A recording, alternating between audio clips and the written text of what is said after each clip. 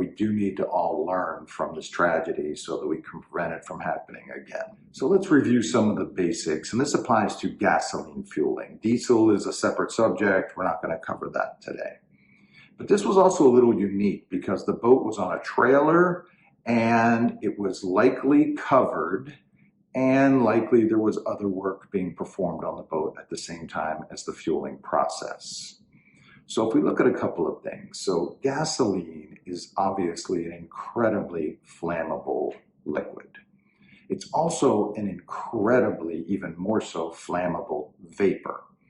And that's why when we are fueling any sort of vehicle, it's very important that we have adequate ventilation, because as gasoline evaporates, and it evaporates very easily, those fumes are incredibly combustible.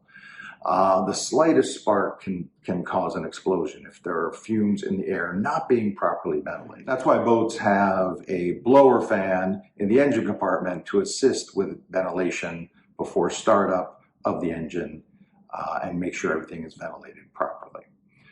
So if we have a boat on a trailer, number one, we don't have a ground because there are boats on a trailer with rubber tires.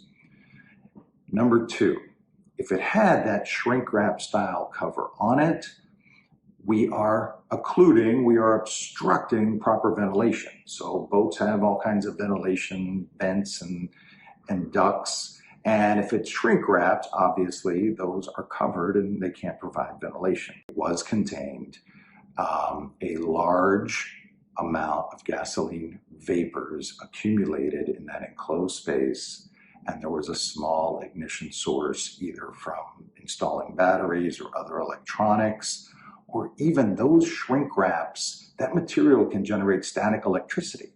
So just like when you rub your feet on the carpet and you touch someone and it generates a spark, that shrink wrap material is very staticky and very prone to creating a spark.